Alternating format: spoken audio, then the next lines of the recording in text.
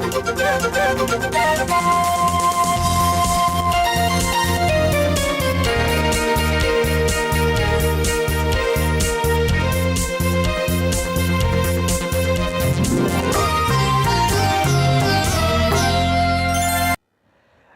काठमाडौँ महानगरको दैनिक टेलिभिजन श्रृङ्खला हाम्रो काठमाडौँको आजको अङ्कमा यहाँलाई स्वागत छ। दर्शकबिन, आजको प्रस्तुतिमा सहरी विकास र सहरी व्यवस्थापनका विषयमा कुरा गर्ने पालो।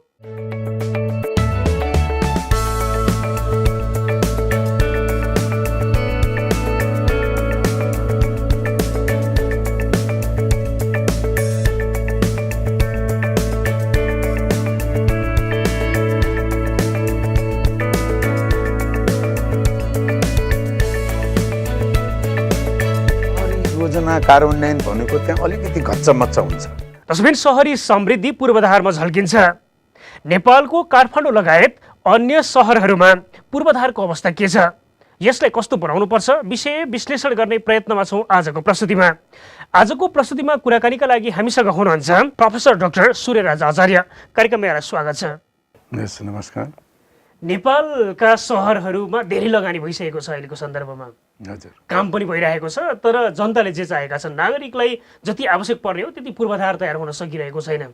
समस्या कहाँ देख्नुहुन्छ?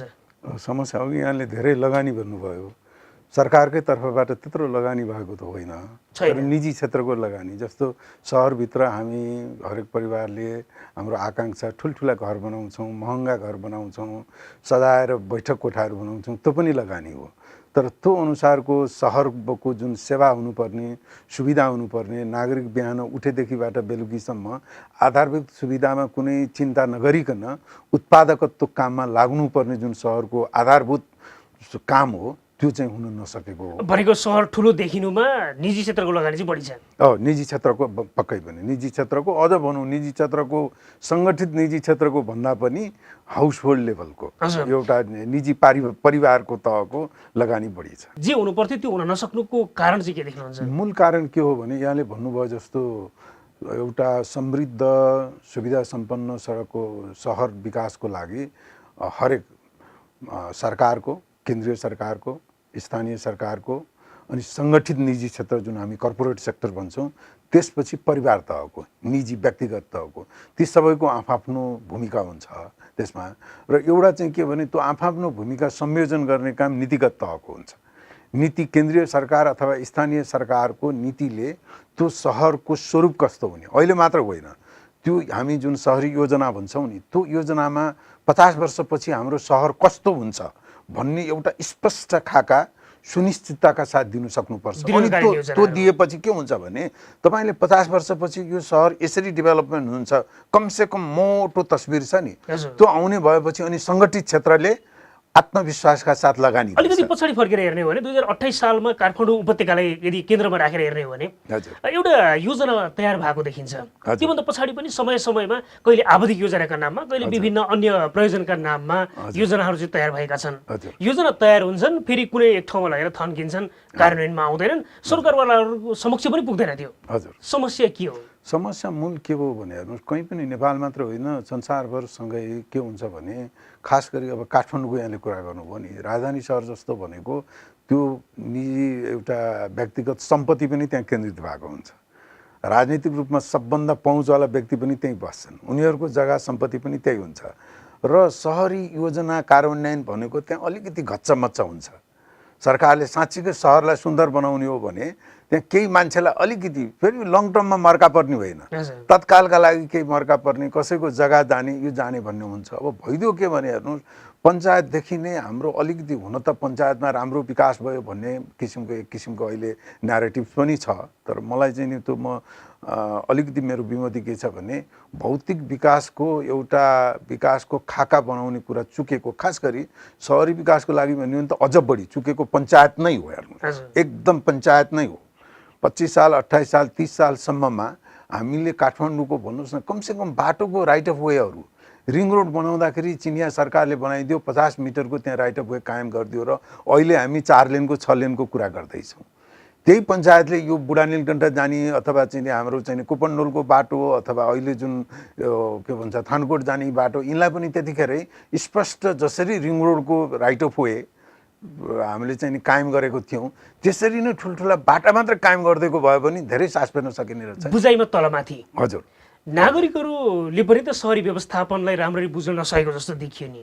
होइन, त्यो त निश्चय पनि हो। नागरिकहरूले कस्तो भने एउटा अलिकति नागरिकहरूको तहमा हामी पनि के भयो भने दीर्घकालीन र अल्पकालीन सोचमा हाम्रो अलिकति अलमल हो कि जस्तो लाग्यो। मेरो जग्गा छ, मैले जे पनि गर्न पाउनुपर्छ, घर जत्रो पनि बनाउन पाउनुपर्छ जस्ता खालका अभ्यासहरू देखिन्छन्। हजुर, अब त्यसमा मूलत के हो भने हामीले सबभन्दा पहिला अर्बन व्यवस्थापनको आधारभूत जुन दर्शन हो नि त्यसमा के भन्ने गर्छौँ भने जग्गाको अधिकार व्यक्तिसँग हुन्छ, तर त्यो सहरी जग्गामा कसरी विकास गर्ने, त्यहाँ खेती मात्रै गर्ने कि त्यहाँ 50 तले घर बनाउने कि त्यहाँ अफिस बनाउने कि कलेज बनाउने कि भन्ने 100% अधिकार राज्यसँग हुन्छ।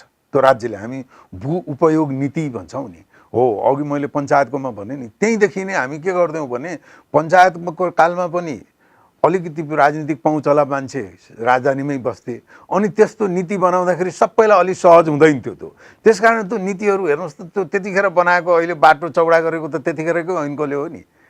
त्यो त अहिलेको हेर्नुहोस् त, अहिलेको लोकतान्त्रिक गणतान्त्रिक प्रजातन्त्र आएको बेलामा भन्दा त्यतिखेर सजिलो थियो नि, अञ्जलादेश लगाइदिएको। मेरो जग्गा मैले जे पनि गर्न पाउँछु भन्ने चाहिँ होइन। होइन, बिल्कुल होइन। त्यो त चाहिँ तपाईँको बेसिक सहरी व्यवस्थापनको आधारभूत दर्शन नै के हो भने भू उपयोगको 100% अधिकार राज्यसँग हुन्छ र राज्यको नियम जुन डिसिजन हुन्छ अब त्यसलाई त्यो नीतिमा सहभागितामूलक हुनुपर्ने, सबैको चाहिँ मर्का नपर्ने भन्ने त्यसको आफ्नो पक्ष छ। तर त्यो नीति सरकारले डिसिजन गरेपछि त्यो चाहिँ लागू हुनुपर्छ। त्यो अधिकार पूर्णतः राज्यमा हुन्छ। विकास व्यवस्थापनको बहस हामीसँग निरन्तर छ। अहिलेको लागि हामी छोटो विश्रामतिर लाग्छौँ। दर्शकबिन, छोटो विश्रामपछिको यो खण्डमा तपाईँलाई फेरि पनि स्वागत छ। आज हामी सहरी समृद्धिका लागि पूर्वाधारसँग अन्तर सम्बन्धित विषयमा बहस गरिरहेका छौँ। बहसका लागि हामीसँग पूर्वाधारविद प्रोफेसर डाक्टर सूर्यराज आचार्य हुनुहुन्छ। छोटो विश्रामपछिको यो खण्डमा तपाईँलाई फेरि पनि स्वागत छ। यहाँले भू उपयोग नीतिलाई दोहोरे भनिरहनु भएको छ। नेपालमा भू उपयोग नीति छ, हजुर, कार्यान्वयनमा छैन। अब अझ म त्यसलाई के भनौँ भने नीति पनि कसरी अधुरो रूपमा भएको छ भने हेर्नुहोस्, भू उपयोग नीतिभन्दा पहिला के बन्नुपर्ने हो भने भू विकास नीति पहिलाबाट हुनुपर्ने हो। भू विकास नीति भनेको कस्तो भने हामीसँग त हेर्नुहोस् जम्मा 14-15% मात्रै समथर जमिन छ देशभरिकै भन्नुभयो भने, 80-85% हामीसँग डाँडा काँडाले घेरिएको छ। भनेको त भू जमिन भनेको अत्यन्तै दुर्लभ स्रोत हो आफैमा, प्राकृतिक स्रोत।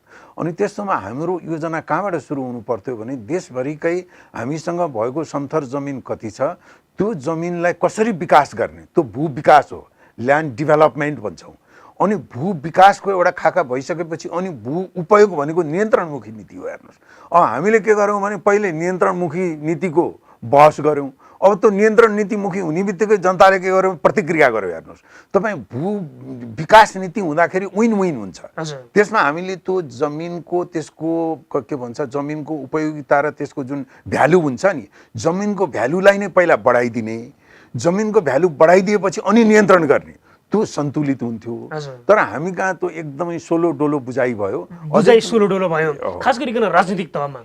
होइन, विकास राजनीति हुनुपर्ने थियो। नीति निर्माण गर्न पनि त राजनीतिक तहका मानिसहरूमा त्यो खालको सुझबुझ चाहियो।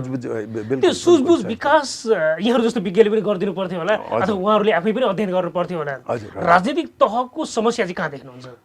राजनीतिक तहको अघि नै मैले यहाँलाई पञ्चायतदेखिबाट भने एउटा के भयो भने यो अर्बन व्यवस्थापनमा को लागि राजनीतिक तहमा सजिलो कुरो होइन। नेपालमा मात्रै होइन, अरू देशमा पनि पर्छ। किनकि अघि नै मैले यहाँलाई निवेदन गरेँ, यसमा व्यक्तिको सम्पत्ति हुन्छ, सबै भएको चाहिँ के भन्छ संरचनाहरू हुन्छन्, भत्काउनु पर्ने होला।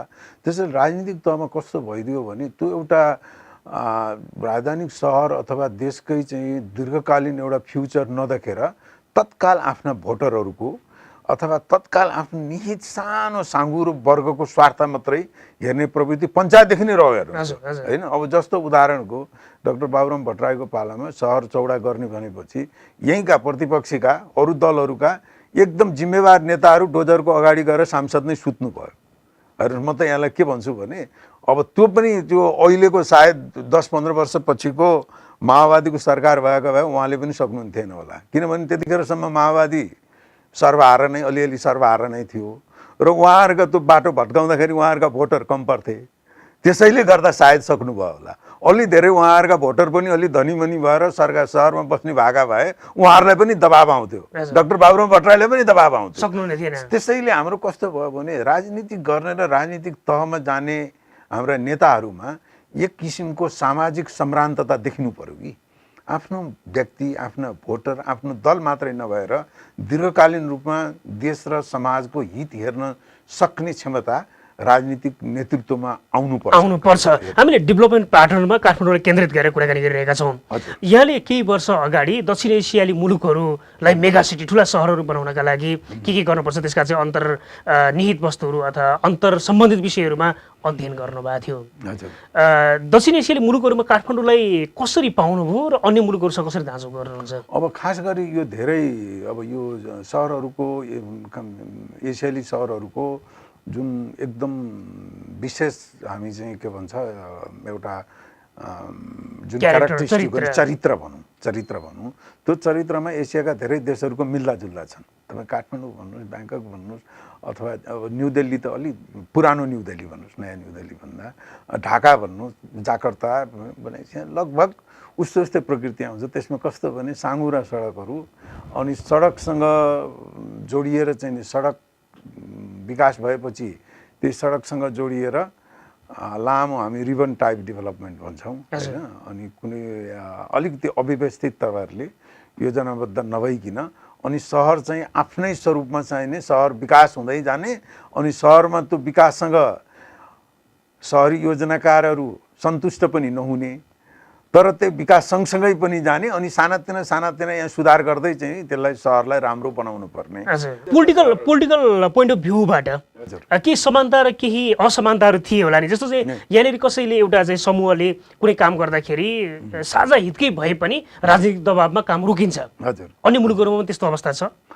बिल्कुल छ। हेर्नुहोस् म अघि नै मैले भने त्यो सहरमा अरू छन्, जापानमा टोकियो भन्नुहोस्, हामी सामान्यतया जोड्यौँ भने जापानिज भनेको एउटा केन्द्रीकृत राजनीति भएको, सरकारले चाह्यो भने जे पनि त्यहाँ चाहिँ गर्न सक्छ भन्ने एसियाका अरू देशहरूमा अन्तर्राष्ट्रिय रूपमै त्यो किसिमको एउटा प्रभाव के भन्छ बुझाइ छ। त्यो होइन, उनीहरूले दोस्रो विश्वयुद्धभन्दा पहिलादेखि नै र पछि पनि उनीहरूले टोकियोलाई व्यवस्थित गर्नको लागि त्यसलाई ठुलो बनाउन नदिनलाई सहरी विकासको एउटा त्यो इन्स्ट्रुमेन्ट छ ग्रिन बेल्ट भन्ने। सहरको किनारादेखि तपाईँ 4-5 किलोमिटरको एउटा चाहिँ बेल्ट बनाएर त्यहाँ चाहिँ निर्माण चाहिँ के भन्छ तपाईँको निषेध गर्नु। त्यसपछि त्यो सहरको जनसङ्ख्या तपाईँले कन्ट्रोल गर्न सक्नुहुन्छ ठुला सिटीको भनेर। त्यसको लागि उनीहरूले मिहिन बहस गरे तर राजनीतिक तपाईँको दबावले गर्दा जुन मान्छेको जग्गा त्यो सहरी बेल्टभित्र पर्थ्यो पक्कै पनि ऊ त सन्तुष्ट हुँदैन थियो अनि त्यो चाहिँ प्रेसरले गर्दा टोकियोले गर्न सकेन। सियोलमा चाहिँ त्यहाँ मिलिट्री गभर्मेन्ट आएपछि सियोलमा अझै जानुभयो भने ग्रिन बेल्ट छ त्यसको। त्यसैले त्यो सबै देशहरूमा राजनीतिक प्रभाव पर्ने भन्ने दबाव हुने भन्ने सहरी व्यवस्थापनमा त्यो छ नै। सहरलाई कसरी उपयोग गर्ने भन्ने विषयमा राज्यको ठोस नीति चाहियो। रिसर्च एन्ड डेभलपमेन्ट यहाँनिर कहीँ आएर जोडिनुपर्छ। काठमाडौँको विकासमा भने अध्ययन भएन, व्यक्तिहरू आएर बस्दा बस्दै सहर बन्यो अनि योजना पछि गरियो भन्ने खालका टिप्पणीहरू यहाँले नै गरिराख्नु भएको छ। अन्य मुलुकहरूको र अन्य सहरहरूको अवस्था के हो? अब अन्त के हुन्छ भने हेर्नुहोस् यो सहरलाई अब यो कसरी जुन नीतिगत कुराहरू हुन्छन् नि, अघि नै मैले यहाँ भने अब हामीले कुनै पनि अब ठुला सहरहरूको हेर्नुहोस् त्यसमा के चाहिँ सब सुविधा हुँदैन भने नीति निर्माताहरूलाई एउटा बनाऊ टेक्स्ट बुक पल्टाएर त्यसमा के छन् ठकठक त्यसैबाट नीति बनाउने हुने त्यो सुविधा प्राप्त हुँदैन। त्यसको लागि के बुझ्नु पर्यो भने सबभन्दा पहिला समस्याको पहिचान गर्नु पर्यो। अनि हामी यो अध्ययन अनुसन्धानमा के भन्छौँ भने सबभन्दा प्रभावकारी अध्ययन त्यो हुन्छ जसले जटिल समस्यालाई सरल प्रश्नमा रूपान्तरण गर्न सक्छ। अनि सरल प्रश्न भएपछि त्यसको कार्यान्वयन पनि सरल हुन्छ, एन्सर पनि सरल आउँछ। हेर्नुहोस् अब हामी यहाँ के गरिदिन्छौँ भने हामी यहाँ R&D अघि भन्नुभयो नि, अध्ययन अनुसन्धान भन्नेमा हाम्रो यहाँको लगानी भनेको त्यो फजुल हो। अब सरकारी निकायमै जानुभयो भने अहिले त कस्तो छ भने रिपोर्ट लेख्ने भनेपछि त्यसलाई अत्यन्त नकारात्मक, यत्रो करोडौँ सक्यो के हो त त्यसको रिपोर्ट लेख्यो भन्ने। र एक हिसाबले त्यो टिप्पणी नाजायज पनि छैन, किनभने यहाँ बेकामी रिपोर्ट लेख्ने ठुला उद्योग खोल्यौँ हामीले। एनजिओ भन्नुहोस्, आइएनजिओ भन्नुहोस् होइन, युनिभर्सिटीका पिएचडीका शोध ग्रन्थहरू चोरेर लेखिन थाले, ठेक्का लगाएर चाहिँ यहाँ तपाईँको चाहिँ मास्टर्सका उसका चाहिँ थेसिसहरू लेखिदिने भनेपछि हाम्रो जुन अध्ययन अनुसन्धानको कल्चरमा हामी एकदमै निम्छरो अवस्थामा छौँ। अनि त्यसैले गर्दा के भयो भने अरू देशहरूमा चाहिँ के हुन्छ भने सिटीमा लगानीको कुरो जुन सरकारले गर्छ भने त्यो हार्डवेयर यस्ता सुविधाहरू बनाउने सँगसँगै समस्याको पहिचान र अध्ययन अनुसन्धानमा पनि ठुलो लगानी हुन्छ। हजुर, यहाँले भनिसक्नु भएको छ अध्ययन अनुसन्धानमा हामी निम्सरो अवस्थामा छौँ। त्यसले गर्दाखेरि सामाजिक अवस्था कहाँ छ, आर्थिक अवस्था कहाँ छ, राजनीतिक व्यवस्थापनका लागि के गर्नुपर्छ भन्ने खालको कुरा अनुमानका भरमा गरिने भयो। बिल्कुल। यसले पूर्वाधारमा ठ्याक्कै पारेको नकारात्मक प्रभावलाई कसरी हेर्नुहुन्छ? अब त्यसको पूर्वाधारमा एकदम राम्रो प्रश्न सोध्नु भयो। अब यो कस्तो हुन्छ भने हाम्रो अहिले हेर्नुहोस्, हामी काठमाडौँमा एउटा सडक मर्मत गर्नुपर्ने भयो, सामान्य फुटपाथ भन्नु 6 महिना लागिदिएको छ। हेर्नुहोस् यहाँ त्यो किन भयो त भने मैले सानो अहिले खोजी नीति गरेको थिएँ।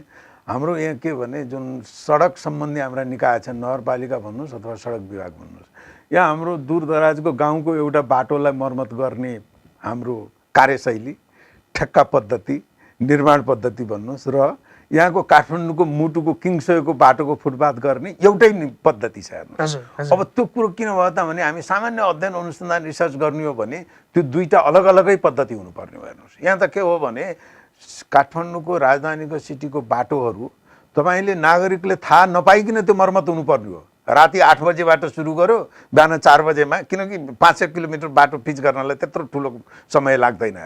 अब त्यस्तो किसिमको त्यो शैली, त्यो पद्धति आउनको लागि पनि सबभन्दा पहिला त हामीले अध्ययन र अनुसन्धान गरेर अन्य ठाउँहरूमा के छ त्यसको होइन, त्यस गर्नको लागि हामीले ऐन कानुन नियममा अहिले भइरहेका निर्देशिकाहरूमा केही परिवर्तन गर्नुपर्ने हो कि भनेर अनि बल्ल त्यो सुरु हुन्थ्यो। व्यवहारिक अभ्यास यस्तो छ। यहाँले मेट्रो ट्रेनको सम्भावनालाई पनि हेरिराख्नु भएको छ। हजुर, यही अभ्यासमा मेट्रो ट्रेन कसरी सम्भव छ? अब मेट्रो रेलको एकदम राम्रो यहाँले गर्नुभयो। वास्तवमा मैले यो 1.5-2 वर्षदेखिबाट मेट्रो रेलको विषयमा काठमाडौँलाई अनिवार्य छ भन्दाखेरि अब सर्वसाधारणबाट त छोड्नुहोस्, म जस्तै इन्जिनियर साथीहरू जुन यही विषयमा लाग्नु भएकोले पनि उहाँहरूले अत्यन्तै नकारात्मक टिप्पणी सामाजिक सञ्जाल, औपचारिक अनौपचारिक फोरमहरूमा पाएँ र त्यो मलाई फेरि म त्यो जुन तपाईँको टिप्पणी छ त्यसको आधार के भने हामीमा फेरि त्यो एउटा हचुवाको भरमा टिप्पणी गर्ने प्रवृत्ति बढी छ। खास गरी यो मेट्रो रेलको बारेमा टिप्पणी गर्दा मैले म लगभग 2 दशक जतिमा टोकियोमा कार्यरत थिएँ, त्यहाँ एउटा थिङ्क ट्याङ्कमा काम गर्थेँ र त्यसमा हामीले 3-4 वर्ष लगाएर यो एसियाको सिटीहरूमा खास गरी सार्वजनिक यातायात र त्यसको प्रणाली के हुनुपर्छ भन्नेमा हामीले के पाएको थियौँ भने धेरैजसो यो सहरहरूमा, एसियाको सहरहरूमा हाम्रो आम्दानी कम हुँदा अझै त्यति धनी नभइसक्दा पनि अब मेट्रो रेल सामान्यतया हेऱ्यो भने लगानी धेरै चाहन्छ, महँगो हुन्छ भन्ने एउटा बुझाइ छ। तर त्यसको सँगसँगै अर्को पाटो के हो भने हाम्रा जस्ता सहरहरूमा मेट्रो रेल अनिवार्य हो। किनभने म तपाईँलाई सानो आँकडा मात्र दिन्छु।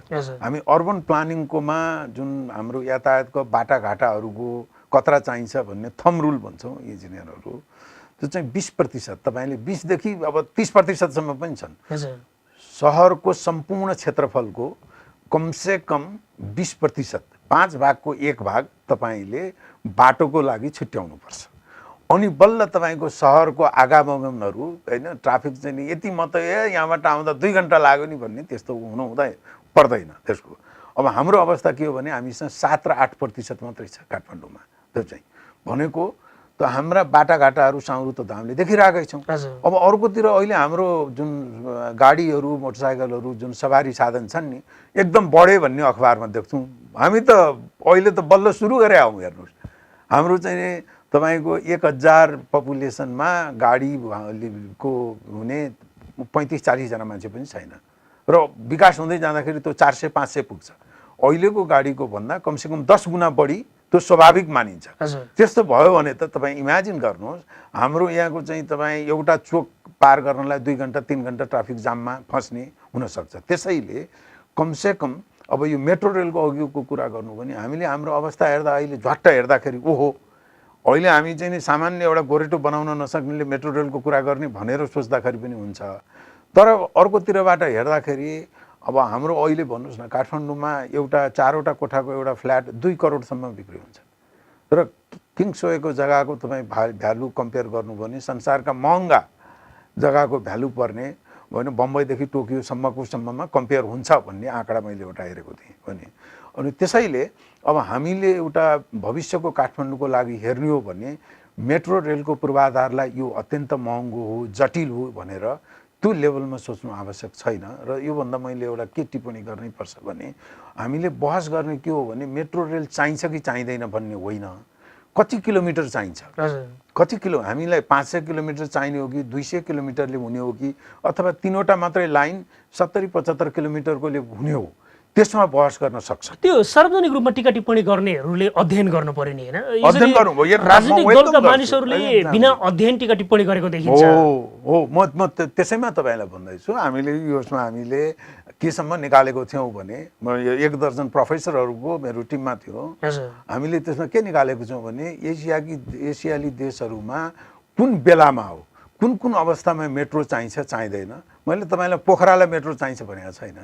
पोखरा हाम्रो एकदम सके त त्यो टुरिस्ट सिटी हो, त्यहाँ पनि एउटा 2टा लाइन मेट्रो लाइन हुने हो भने हामीसँग पैसा भए त होला 50 वर्षपछि हामी त्यहाँ पनि बनाउला, नेपाल धनी भएपछि त्यहाँ चाहिँ।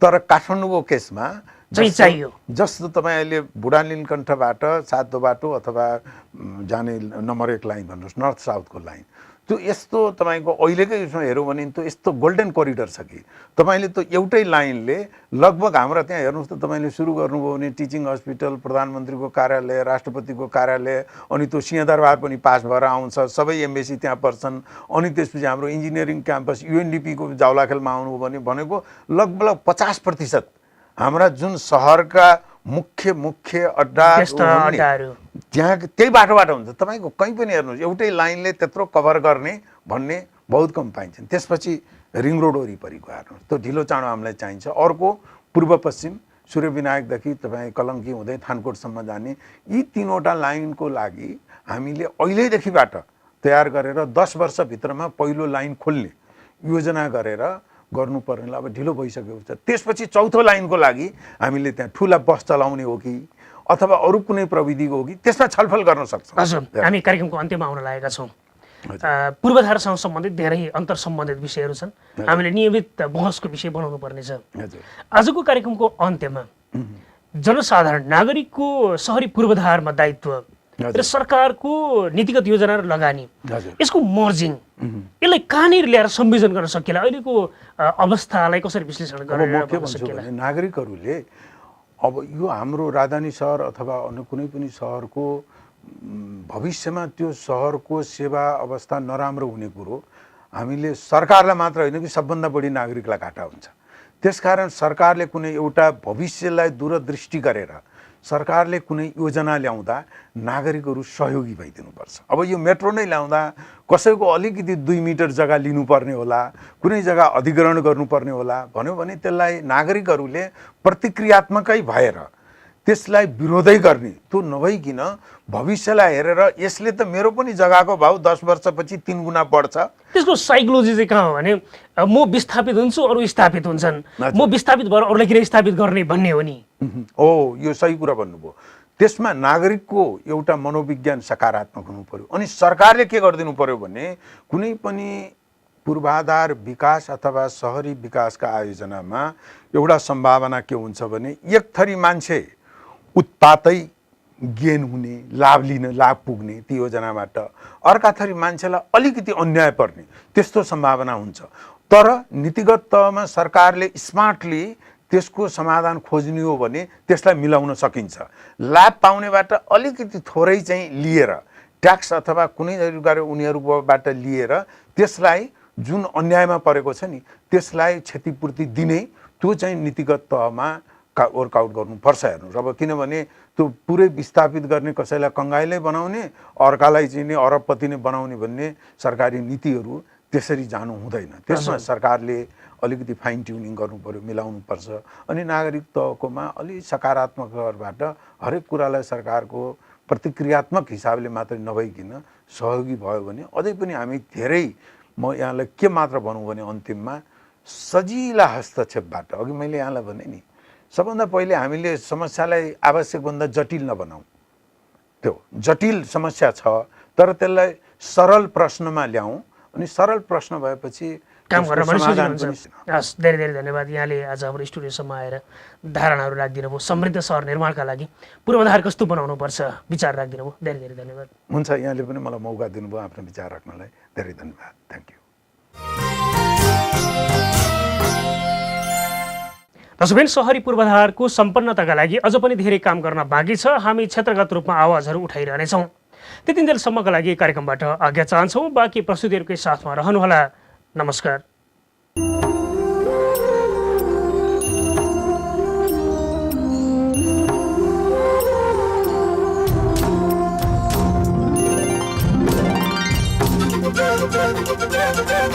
Thank you.